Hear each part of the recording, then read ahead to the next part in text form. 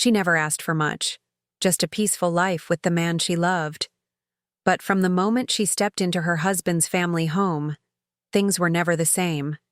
She was just a simple woman, raised with kindness and humility, never used to luxury or high expectations. But his family saw her differently. They called her not good enough, whispered behind her back, and treated her like an outsider in her own home. She tried to smile through it, to keep the peace. But the judgment, the cold looks, the constant criticism, it was more than anyone could take. One rainy afternoon, everything changed. Without warning, her in-laws packed her things and told her to leave. No explanations, no mercy, just cold words and a slammed door. Alone, heartbroken, and standing in the street with nothing but a suitcase. She thought this was the end of her marriage. They said her husband wouldn't come for her, that he'd moved on, that he'd chosen family over her. But what they didn't know was, he wasn't just her husband. He was a billionaire with power, resources, and most importantly, deep, unwavering love for his wife. He had been away on business, unaware of what was happening behind his back. But the moment he found out she was gone, he dropped everything.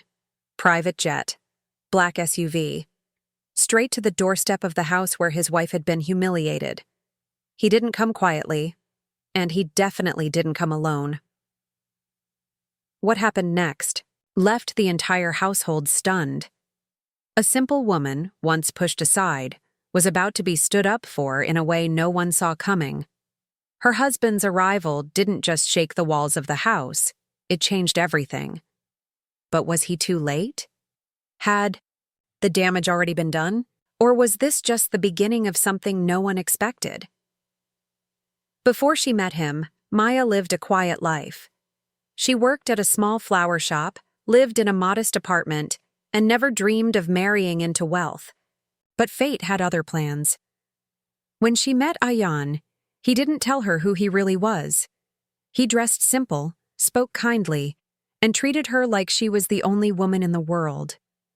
Their love grew fast but real, and within months, they were married, in a private ceremony with only a few close friends. It wasn't until after the wedding that Maya learned the truth. Ayan was the only son of one of the country's most powerful billionaire families. From the start, his mother didn't approve. She had plans for her son, and Maya wasn't part of them. His father barely spoke to her, and his sister made her feel like an outsider every time she walked into a room. Ayan stood by her, but he was often traveling, business meetings, international, projects, boardrooms full of people who demanded his time. Maya spent most of her days alone in that cold mansion, doing her best to stay invisible and respectful. But even that wasn't enough. The tension grew worse after Ayan left for a 2-week trip abroad. That's when the whispers turned into open insults. His mother claimed Maya had trapped him. His sister accused her of bringing shame to the family. Then, without any warning, they told her to leave.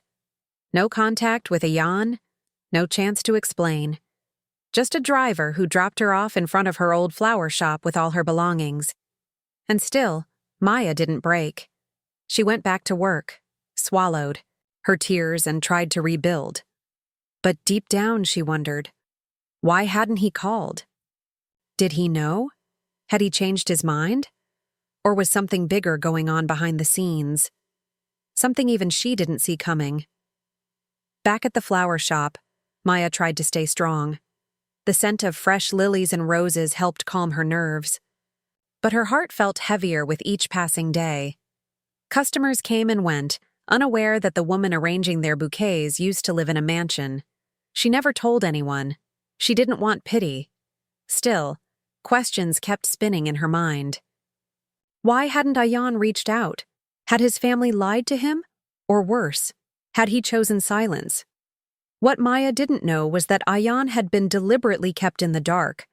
His mother had blocked her number, told staff not to mention her, and even staged a lie that Maya had left on her own. She said Maya couldn't handle the pressure of high society and had quietly walked out. Ayan didn't believe it at first. But as hours turned to days with no word from Maya, doubt crept in. Maybe she had given up. Maybe she was never truly ready for his world. Meanwhile, inside the mansion, not everyone agreed with what had happened. One of the housekeepers, Leela, had seen how Maya treated everyone with kindness. She knew the truth but was too afraid to speak. Every time she passed by Maya's empty room, guilt followed her like a shadow. She debated calling Ayan, but what if she lost her job? His mother had made it clear. Silence was loyalty. Back in Nancy, the city Maya's past quietly caught up with her. An old friend, Ronnie, stopped by the shop. She was shocked to find Maya working there again. "Where's Ayan?" she asked. Maya forced a smile, brushing it off. But Ronnie sensed something was wrong. She made a silent promise to find out what happened. The lies, the silence, and the growing misunderstandings were forming cracks too deep to ignore. And while Maya tried to hold herself together, a storm was already on its way, one that could destroy or completely change everything. It had been nearly 2 weeks since Maya was thrown out, and Ayan couldn't ignore the nagging feeling in his chest anymore. Something didn't add up. He finally called Maya's number himself, only to hear it was no longer in service. When he asked his mother, she repeated the same story. "She left, Ayan. She couldn't handle this life. You deserve someone stronger." But her eyes shifted when she said it. That moment was all it took. He knew she was lying. Ayan didn't say a word.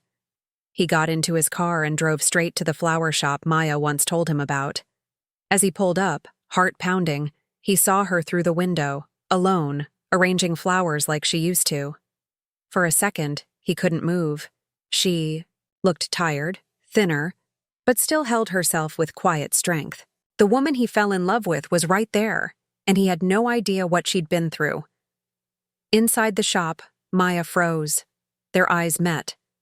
For a breath, the world stopped.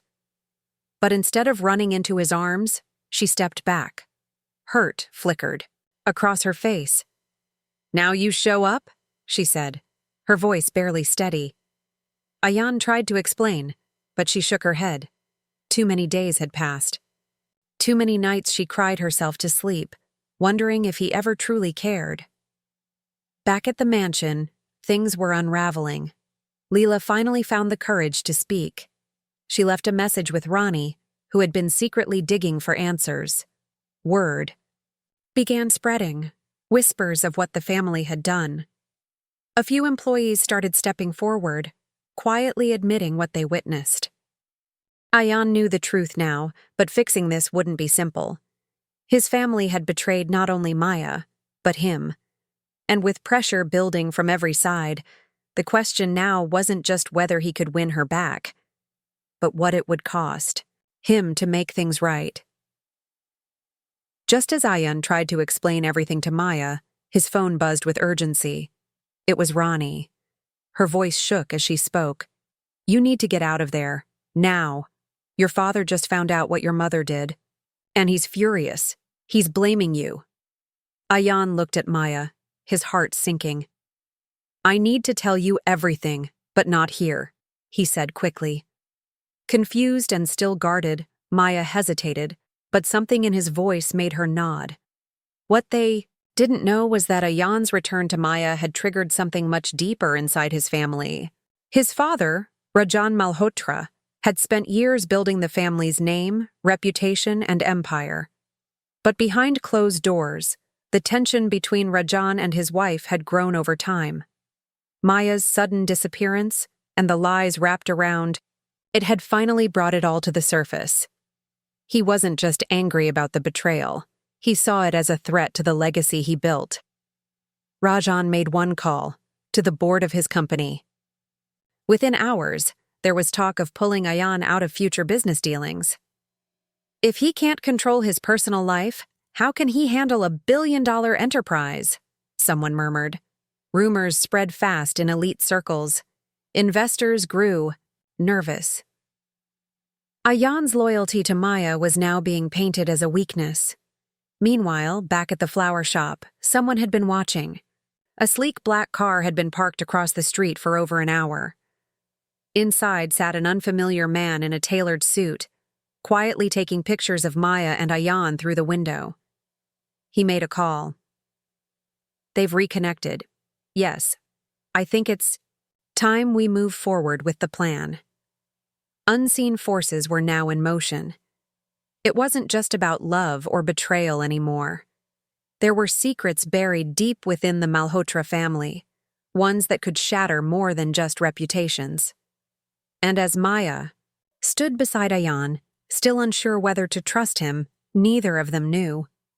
The real storm hadn't even begun. Ayan took Maya to a quiet hotel outside the city, away from the cameras, the whispers, and the eyes watching them.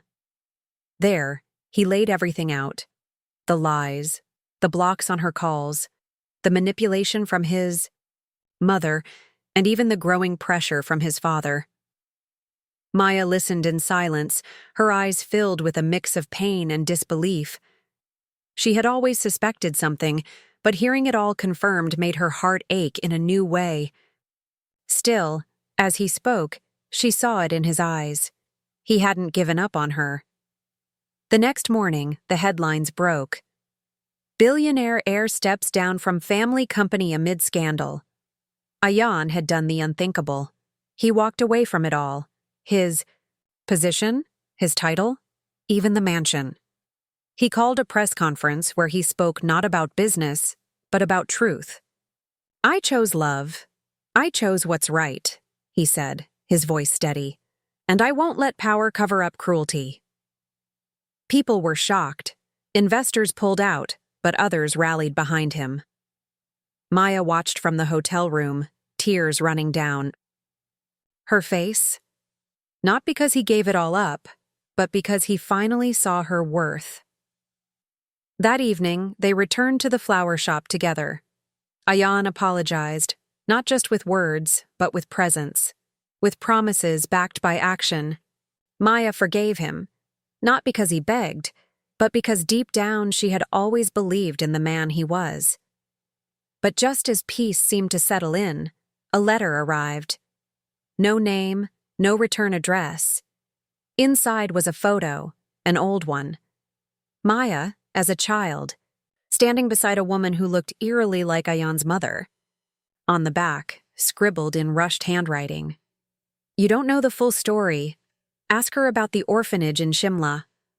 Maya stared at it, her hands trembling. Suddenly, everything they'd survived seemed like only the beginning. Maya held the photo tightly, her mind spinning. That woman, Ayan's mother, was unmistakable. But what was she doing in a photo from Maya's childhood? The orphanage in Shimla was a distant memory, a place she rarely spoke about. She had been adopted young, her past mostly a blur. But this photo stirred something inside her. Ayan saw her face pale and gently asked what was wrong. She showed him the photo without a word. Within days, they traveled to Shimla. The orphanage was still there, now run by new caretakers. After some digging, they found the old records. What they uncovered changed everything. Years ago, Ayan's mother had volunteered at that same orphanage, and Maya, just a toddler then, had caught her attention. But something happened. The adoption was canceled, papers were lost, and the child was sent to another home. No one knew why, but it was clear now. Their lives had crossed paths long before they ever met. When Ayan confronted his mother with the photo, she broke down.